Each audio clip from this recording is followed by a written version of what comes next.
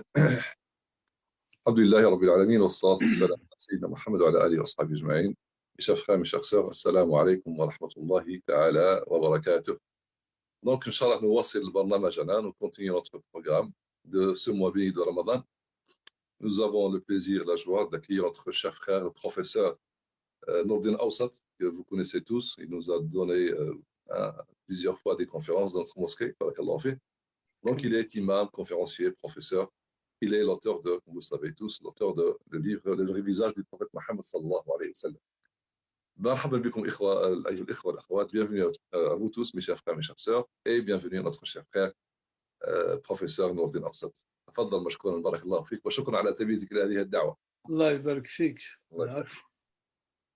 بسم الله الحمد لله رب العالمين نحمده تعالى وبه نستعين وأشهد أن لا إله إلا الله ولي الصالحين وأشهد أن سيدنا ونبينا وحبيبنا ومولانا محمد عبد الله ورسوله. اللهم صل على محمد وعلى آل محمد كما صليت على إبراهيم وعلى آل إبراهيم وبارك على محمد وعلى آل محمد كما باركت على إبراهيم وعلى آل إبراهيم في العالمين إنك حميد مجيد. ربي اشرح لي صدري ويسر لي أمري واحلل عقدة من لساني يفقه قولي. اللهم لا سهل إلا ما جعلته سهلا وأنت تجعل الحزن بإذنك إذا شئت سهلا فسهل أمورنا ويسرها برحمتك يا أرحم الراحمين. ثم ما بعد, mes frères, mes sœurs, bienvenue à cette assise, parmi les assises du mois de Ramadan organisées par la mosquée de Villiers-le-Bel. Qu'Allah subhanahu wa ta'ala les récompense pour ses efforts et aussi les réconforte aussi par l'aboutissement du projet de la construction de la mosquée. Amin. Thumma ma ba'd.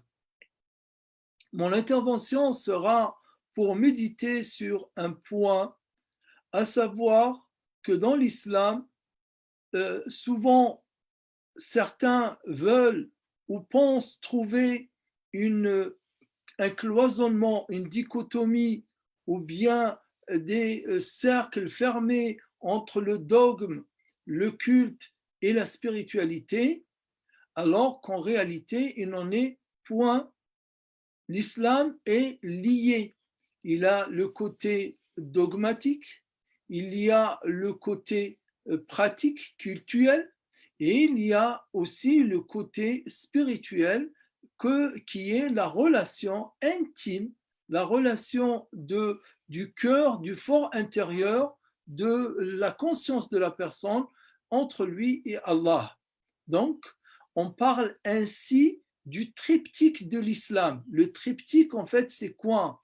C'est un hadith important qui a deux noms. On l'appelle hadithu al-Islam et on l'appelle aussi hadithu Jibril. Hadith al-Islam, le hadith de l'islam, ou bien le hadith de Jibril.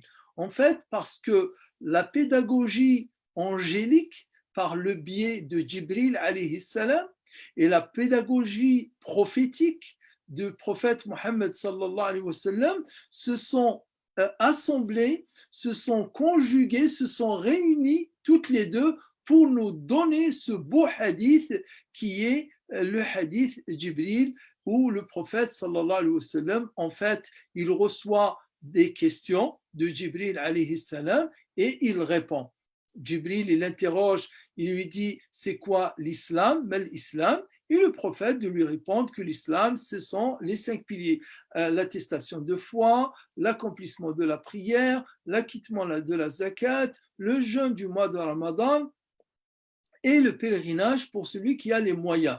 Ensuite, aussi toujours dans la pédagogie de Jibril alayhi salam, il lui dit, tu dis vrai, ce qui va susciter l'étonnement des compagnons qui étaient autour de cette assise. Ils disent, mais c'est qui cet homme qu'on ne connaît pas, qui est cette personne qu'on ne connaît pas, qui pose des questions et qui répond, qui approuve la réponse du prophète sallallahu alayhi wa sallam. Qui est-il pour approuver pour approuver la question du prophète sallallahu alayhi wa sallam. Il est une autorité, lui, pour avoir ce privilège de se permettre d'approuver les questions du prophète sallallahu alayhi wa sallam. En fait, l'étonnement va faire que les compagnons vont être attentifs à cette conversation.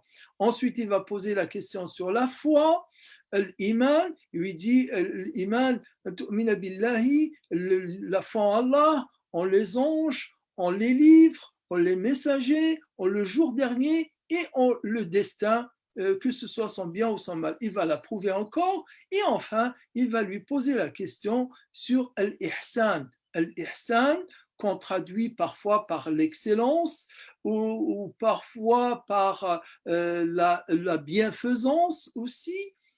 Et le prophète de lui dire là que cela se résume en une seule phrase. Alors que la foi, c'est 6 piliers, l'islam, c'est 5 piliers, l'ihsan, c'est un seul et unique pilier. Il dit An ta'budallaha ka'annaka tarah.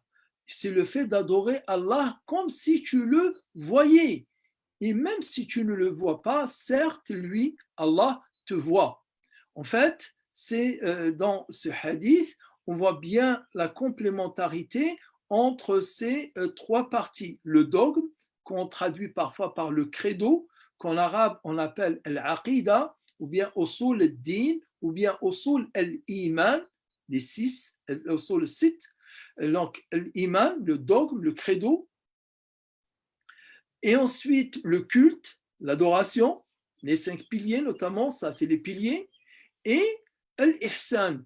L'ihsan, en fait, il ne représente pas un autre pilier, il est le lien entre les deux. C'est le lien entre les deux, c'est ce qui va lier la foi à la pratique, et ensemble, il va les relier à Allah subhanahu wa ta'ala.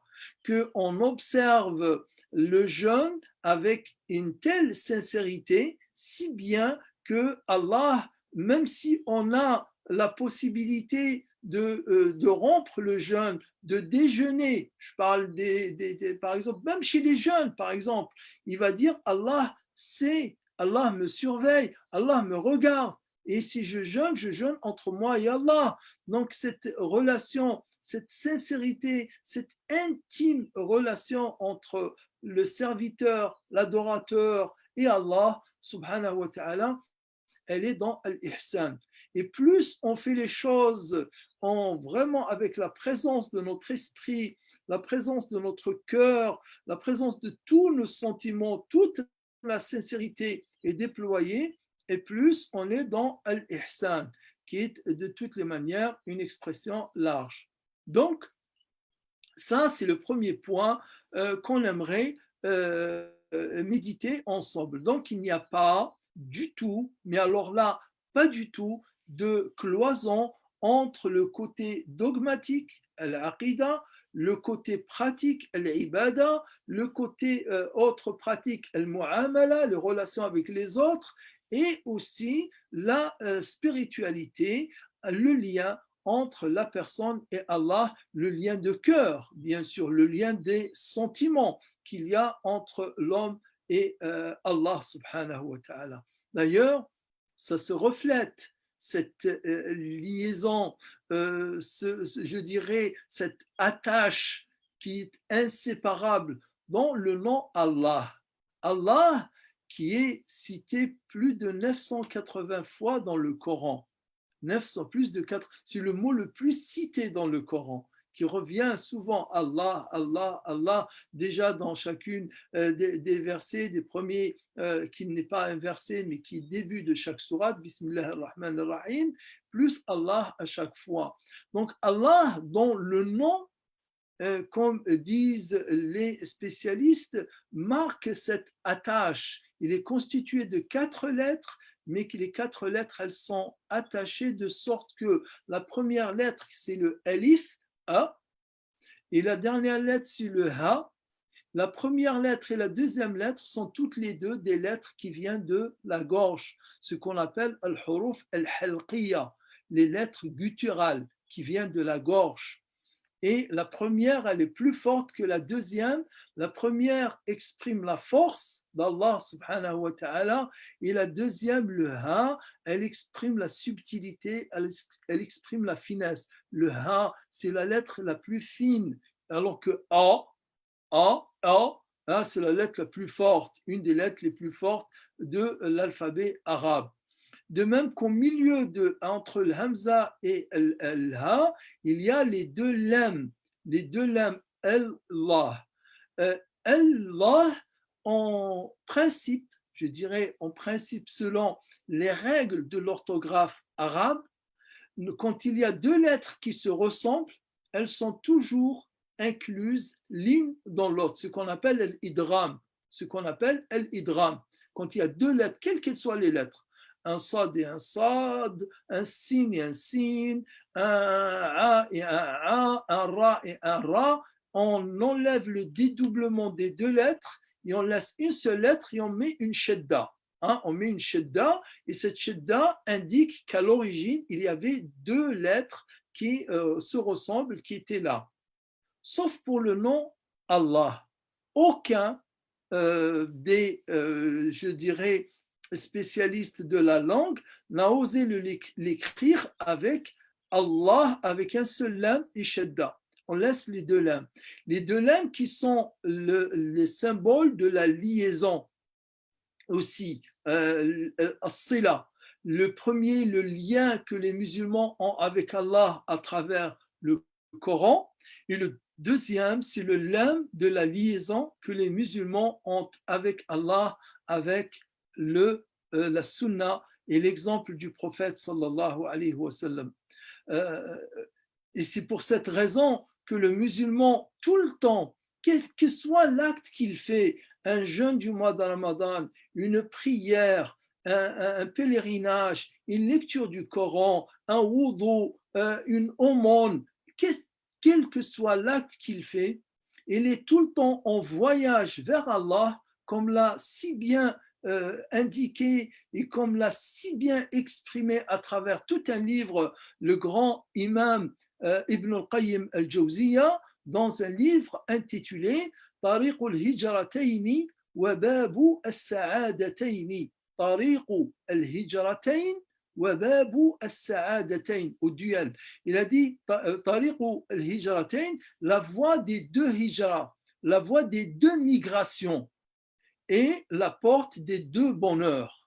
Regardez bien, طريق الهجرتين, la voie et le chemin des deux migrations, et la porte qui ouvre la porte aux deux joies, wabab as-sa'adatayn, les deux bonheurs.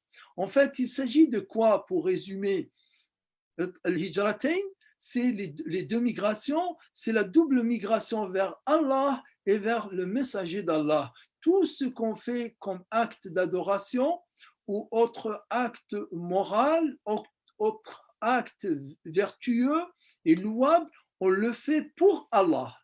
On le fait pour Allah et Allah seul. Et on le fait à travers l'exemple, le bel exemple du messager sallallahu alayhi wa sallam. D'où cette expression al-hijratain, une hijra pour Allah par l'acte qui lui est destiné seul, élevé soit-il, subhanahu wa ta'ala.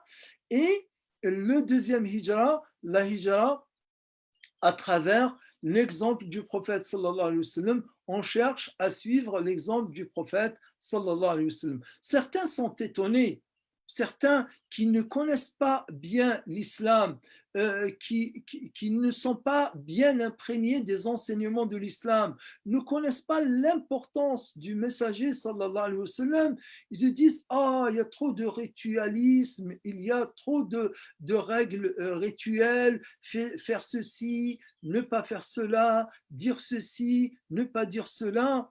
En fait, premièrement, il n'y a pas autant de ritualisme que cela, mais le rite qui existe, que ce soit les règles de la salat, ou les règles du jeûne, ou les règles de la zakat, ou les règles du pèlerinage, afin qu'il y ait une certaine cohérence dans la pratique, parce que ces pratiques-là, elles se font de façon individuelle et elles se font de façon collective et communautaire. Et pour que ces gens puissent pratiquer les mêmes rites, il faut bien qu'il y ait des rites, hein, et de toutes les manières, ça a été dit, c'est-à-dire on peut le dire, les religions, toute religion, si elle n'a pas deux éléments, deux facteurs, cette religion, elle est vouée à disparaître. Toutes les religions qui ont disparu dans l'histoire, c'est parce qu'elles ont manqué de un de ces deux facteurs, un temple et un rite. Un temple et un rite. Il faut qu'il y ait un temple qui symbolise cette religion, il faut aussi qu'il y ait un rite qui symbolise cette religion. D'ailleurs, qui dit rite, dit une transmission de génération en génération, de siècle en siècle. Donc, l'islam, le temple, c'est la Kaaba, hein, et le rite, c'est ce qu'on pratique à travers les 5 piliers de l'islam. Pour ainsi dire, je reviens à cette hijra qui procure une sa'ada, et la sa'ada, cette joie, ce bonheur, c'est ce qu'on peut appeler aussi la spiritualité. Donc, il n'y a pas de cloisonnement, il n'y a pas de séparation, il n'y a pas de déconnexion entre le rituel et le spirituel. Mais il faut faire attention que le rituel ne prenne pas, il ne prenne pas de dessus et écrase, voire même efface totalement le spirituel. C'est ainsi que le prophète sallallahu alayhi wa sallam, quand il nous a invités à jeûner, il nous a dit attention, dans le jeûne, il y a le jeûne physique qui consiste à s'abstenir de manger et de boire. Ça, c'est, disons, la définition basique et principale du jeûne, c'est le fait de s'abstenir, de boire, de manger, d'avoir des relations du fajr, hein, jusqu'au coucher du soleil. Mais le jeûne, c'est le fait aussi de s'abstenir de proférer toute expression, toute parole malsaine, indécente ou immorale. ليس الصوم من الشرب والأكل, dit le prophète, من الطعام والشراب وإنما الصيام من اللغو والرفث وإنما الصيام من اللغو والرفث. Donc le prophète sallam, quand il nous dit attention, le jeûne ne se limite pas seulement à jeûner, c'est-à-dire à s'abstenir de boire, de manger et d'avoir des relations intimes, mais aussi le fait de s'abstenir, de jeûner sur les paroles malsaines, sur les paroles indécentes. Là, il y a un lien entre le rituel, qui est le fait d'observer les règles du jeûne, ce qui rend valide et ce qui rend invalide le jeûne, et le côté moral. Et c'est pour ça, et le côté moral aussi à rattacher avec Allah, parce que la personne sait qu'il est en train d'observer un acte pour Allah. D'ailleurs, c'est l'acte, le seul que Allah a dit qu'il lui était destiné seul, en disant dans le hadith célèbre, كل عمل ابن آدم له إلا الصيام فإنه لي وأنا أجزي به. كل عمل ابن آدم. Tous les actes du fils d'Adam sont pour lui, excepté le jeûne, et il est pour moi, dit Allah Ta'ala. Et pourtant, on dit bien que la salat, c'est pour Allah. Quand on fait salat, on prie Allah. Quand on lit le Coran, on le lit pour Allah. Quand on va au Hajj ou à l'Umrah, on le fait pour Allah. Mais Allah a voulu que,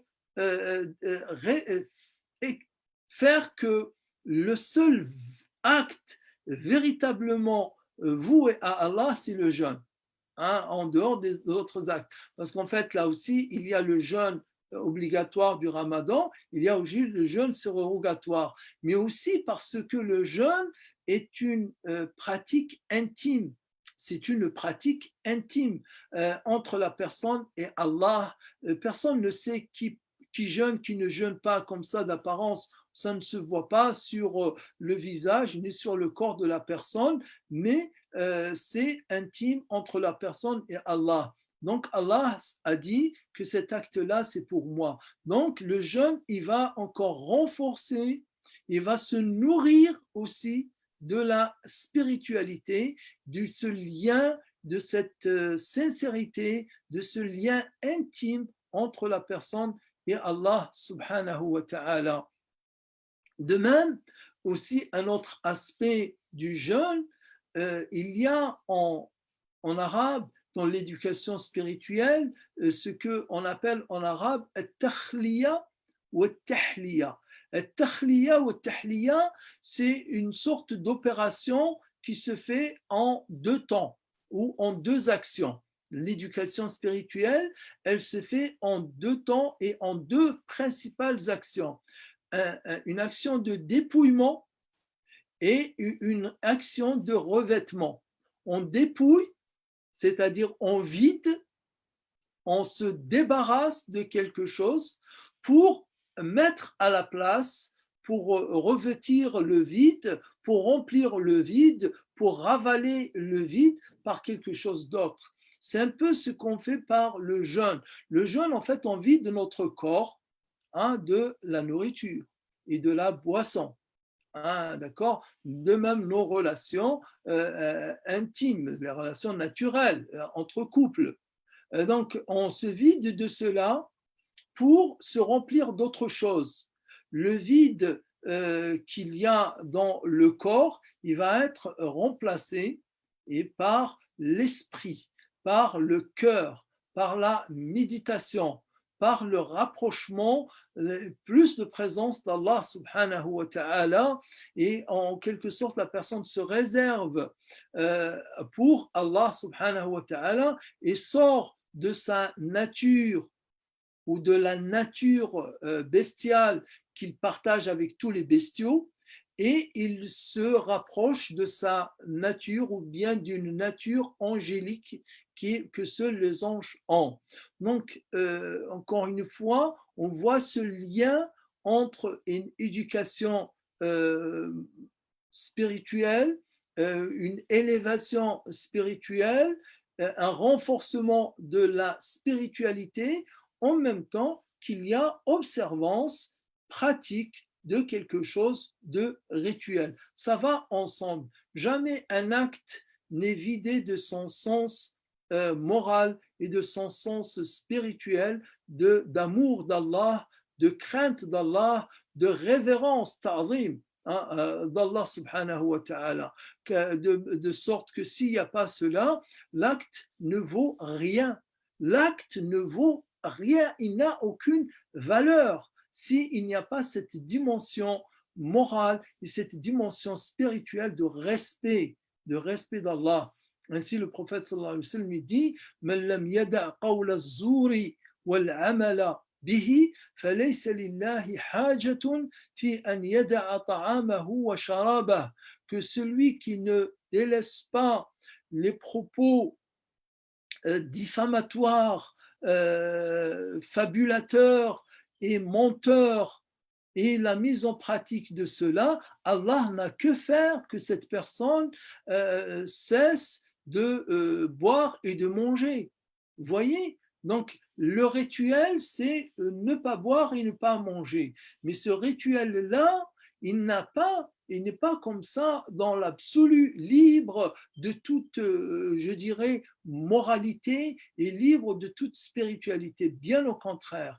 Et la spiritualité, elle est là, le respect d'Allah. Allah qui, tout le temps, en toute heure et à tout moment et en tout lieu, il voit ce que nous faisons et il entend ce que nous disons. Donc, le jeûne du mois de Ramadan va aiguiser cette conscience, va renforcer cet amour et respect d'Allah, de sorte qu'on fait attention à ce qu'on dit, on fait attention à la manière dont on parle. Donc, voilà encore un autre exemple pour le montrer que tout est renforcé. Je reviens maintenant au nom d'Allah, Allah subhanahu wa ta'ala, pour qui tout on fait, hein, on fait pour Allah. Son nom nous exprime et symbolise ces liens inséparables, ces liens indissociables entre les différents aspects et éléments de l'islam. Le nom Allah, prenons le nom Allah. Si on enlève le Hamza, il y a 4 lettres. Alif, lam, lam, ha. Si on enlève la première hamza, qu'est-ce qui va rester? Il va rester lillahi. Lillahi. Il va rester 3 lettres, lam, lam et ha, qui vont signifier lillahi. Donc, pour Allah. Pour Allah. Lillah. On fait les choses pour Allah. Et si on enlève encore le premier lam, on aura enlevé 2 lettres, la moitié du nom. La moitié des lettres qui composent le nom. Qu'est-ce qui va rester? Il va rester lahu. Hein? Lahu. Lahu à lui. À lui. Lahu. Lahu ma fi samawati wa ma fi al-ard. Et si on enlève encore 3 lettres, le alif, le lam et le lam, il restera le ha. Le ha qu'on ne prononce pas le ha, on dit hu. Hu. Et hu, c'est qui? C'est lui. Huwallahu. Qul huwallahu ahad. Huwallahu alladhi la ilaha illa hu. Hein, qu'on peut lire hu, ou bien aussi on lit en continu, on dit Allahu la ilaha illa huwal hayyul qayyum. Donc ce hu, là dans l'ayat al-Kursi, il est aussi dans le nom d'Allah pour montrer la force, et tout est Allah. On fait pour Allah, on donne pour Allah, on reçoit pour Allah. Et quand on fait les choses pour Allah, on est heureux, on est joyeux. Hein, on est joyeux. قل إن صلاتي ونسكي ومحياي ومماتي لله رب العالمين. Dis tout, ma vie, ma mort mérite ma vie d'ici-bas et mérite sont pour Allah. On fait les choses pour Allah subhanahu wa ta'ala. Donc, je voulais qu'on médite un peu sur cela et qu'on retienne surtout ce lien indéfectible, ce lien indissociable, ce fait que les différents aspects de l'islam sont liés d'une manière inséparable. Dogme, qui est le ilm, ilm billah, العلم بالملائكة الكتب الرسل اليوم الآخر القدر فاعلم أنه لا إله إلا الله واستغفر لذنبك وللمؤمنين. Sache, apprends, car l'apprentissage, le savoir, la science, c'est la base de tout. En connaissant Allah, et là j'aimerais pour les quelques minutes qui restent passer à un autre point, ce que nous vivons aujourd'hui, cet état exceptionnel dans lequel nous nous trouvons, à savoir cette pandémie du coronavirus qui nous a réduit à une situation que jamais personne n'avait imaginée, de retrouver la moitié de l'humanité, plus que la moitié de l'humanité. À un moment, on était presque 4 milliards sur Terre, alors qu'on est 7 milliards. 4 milliards qui sont dans le confinement, qui sont dans l'isolement et qui sont tous préoccupés par une seule et même chose, cette pandémie, de faire en sorte qu'elle ne se propage pas, de faire en sorte qu'il ne l'attrape pas, ce virus. Et donc, comment se fait-il qu'on en arrive comme cela à cette situation? En fait, c'est une grande épreuve. Et on l'entend de plus en plus depuis quelques semaines, des gens qui voudraient que cela n'ait aucun sens. C'est vraiment, je dirais, c'est la pire des folies et je dirais la pire des bêtises que de croire ou de penser que tout cela nous arrive sans qu'il y ait un sens à tout cela. Mais par contre, il faut faire attention de ne pas tirer ce sens de façon hâtive, de façon, je dirais, partielle ou de façon un peu trop vite. Parce que l'épreuve, elle est là. La vie tout entière est une épreuve, mais dans l'épreuve, il y a des petites épreuves.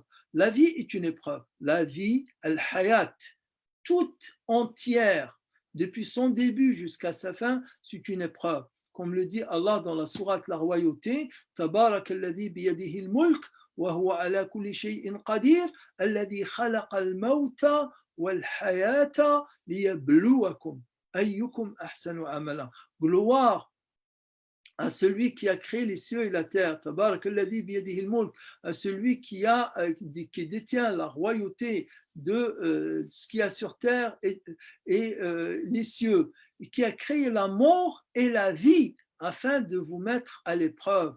Allah a parlé de la mort avant la vie, car nous venons de la mort et nous retournons à la mort. Et la vie qu'il y a entre les deux, c'est une vie d'épreuve.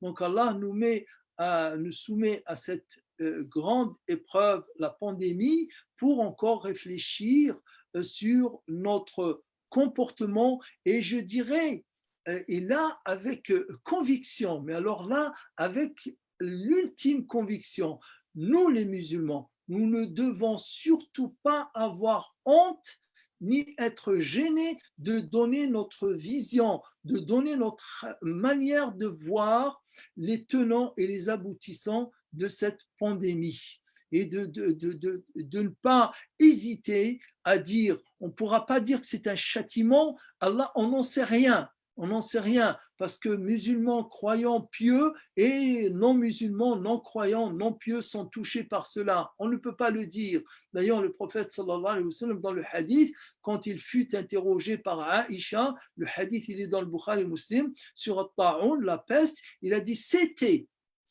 avant, c'était des châtiments. Mais désormais, c'est une rahma, c'est une miséricorde. Et même des gens pieux et bienfaisants, ils meurent. Et le prophète de préconiser l'isolement, ce que la moitié de l'humanité fait. En quelque sorte, je dirais que le premier à avoir préconisé l'isolement, le seul remède, je dis bien le seul remède sur lequel tous les médecins de toutes les nationalités, de toutes les cultures, de toutes les religions se sont mis d'accord. Il y a divergence sur la chloroquine ou sur un autre médicament, mais il n'y a jamais eu de divergence sur le confinement comme étant un moyen de stopper, de réduire, de limiter la propagation de l'épidémie. Et le prophète sallallahu alayhi wa sallam était le premier à la faire. Par contre, faisons attention de ne pas parler comme ça de façon hâtive, que c'est une vengeance, que c'est Junudullah. Junudullah, moi je ne l'ai pas trouvé dans les hadiths, moi. C'est sûr qu'Allah il dit mais moi je ne vois pas en quoi le virus serait un soldat d'Allah. Je ne pense pas. Je ne pense pas qu'il l'est. Par contre, pour nous faire réfléchir sur notre comportement collectif en tant qu'humains sur cette terre, notre responsabilité collective en tant qu'humains vivant sur cette terre, et cette épidémie, elle est certainement, elle est là entre autres pour cela, pour nous faire réfléchir sur cela, sur cette responsabilité que nous avons les uns sur les autres. Ensuite, comment ni de quelle manière Allah, bien entendu, va faire que cette épidémie disparaîtra. Allah certainement y est pour quelque chose dans sa création, dans son prédestination, jamais pour le mal de l'être humain, jamais pour faire souffrir l'être humain, mais bien au contraire pour le bien de l'être humain. Et quand ça va être levé, elle sera levée, il disparaîtra ce virus de manière aussi qui soit qui concorde avec le dessein d'Allah subhanahu wa ta'ala, qui pousse l'homme à réfléchir à ce qui lui arrive de bien comme de mal. Le bien est une épreuve et le mal est une épreuve. Ça aussi, c'est une règle coranique, c'est une règle islamique. Le bien est une épreuve et le mal est une épreuve. Voilà, j'en ai fini sur quelques points de méditation. Je ne sais pas si il y aura des questions, mais avant cela, bien entendu, je ne pourrais pas terminer sans parler. Ça fait un moment, si ce n'était le confinement, je serais venu certainement à Villiers-le-Bel faire cette conférence en direct de la mosquée, l'ancienne, l'actuelle mosquée, et aussi de rendre visite au chantier de votre mosquée. Je vois que ça avance. Mais encore plus ça avance et plus ça doit encore avancer plus vite et plus fort et plus large. Et c'est pour cette raison que j'invite chacun à faire que ce rendez-vous, donc soit que ce projet soit celui de chacun d'entre nous. Chacun doit se faire et se considérer comme l'ambassadeur de ce projet. C'est le vôtre. C'est historique. C'est historique. On ne construit pas une mosquée de cette taille, de cette ampleur, de cette grandeur tous les 30 ou 40 ans. On construit tous les 70, 100 ans. C'est la première mosquée, bref. Hein, d'accord? C'est la première mosquée. Notre mosquée nous attend. Boostons nos hasanat, comme il est écrit. Prenons notre part pendant qu'il est encore temps. Très bien dit. Prenons notre part pendant qu'il est encore temps. Pourquoi? Parce qu'une fois la mosquée construite, ça y est, vous pouvez vous dire que peut-être dans une ou deux générations, qu'on aura encore le besoin impérieux d'en construire une autre. Et si encore on est de ce monde. Mais pour l'instant, vous avez cette opportunité de construire une mosquée pour Allah, avec laquelle Allah vous construira à vous un château au paradis. Chacun qui participe, ne serait-ce qu'avec les moyens qui suffisent uniquement à bâtir un nid d'oiseau, dit le prophète sallallahu alayhi wa sallam, Allah lui bâtira un château au paradis. Donc mes frères, mes sœurs, donnez, invitez à donner, incitez à donner, participer, c'est une occasion, c'est une opportunité. Sari'u. Allah nous le dit dans le Coran, dans le nombre des versets, Sari'u ila maghfiratin min rabbikum. Accourez à cette opportunité, à cette occasion qui vous est donnée de vous honorer et d'honorer votre religion et aussi d'exprimer votre amour pour Allah, votre vénération pour Allah, de bâtir un lieu en son nom qui sera un lieu où sera célébrée la parole d'Allah et l'adoration d'Allah subhanahu wa ta'ala. C'est très important. Al-hasanatu bi'ashri amthaliha en général, mais quand on donne pour des projets comme cela, c'est une aumône qui va courir tout le temps, 365 sur 365 jours, toujours, et jusqu'à ce que cette mosquée n'existera plus, hein, je ne sais pas, jusqu'à la fin des temps, Inch'Allah. Donc, cette mosquée, à chaque fois que des gens y viennent, à chaque fois que des gens y prient, à chaque fois que des gens viennent se rencontrer, se recueillir dans cette mosquée, vous avez des hasanats qui courent pour vous, qui sont reversés dans votre compte parce que vous avez participé, vous avez œuvré à à faire que celui-là puisse exister. Voilà, donc on arrive au bout de cette rencontre que j'ai partagée avec plaisir avec vous. Jazakallahu khairan, Waïyak. docteur, professeur Nordin Awsat. Ça nous fait toujours énormément plaisir de vous écouter, d'écouter vos rappels, vos conférences. Et Jazakallahu khairan, qu'Allah vous bénisse, qu'Allah vous, une partie de la science آمين sera tous utile إن شاء الله. إن شاء الله. جزاك الله بارك خير، بارك الله الله. فيك. وإن شاء الله pour une autre fois بإذن تعالى. آمين يا رب. Alors, جزاكم الله خير وتقبل الله وإياك.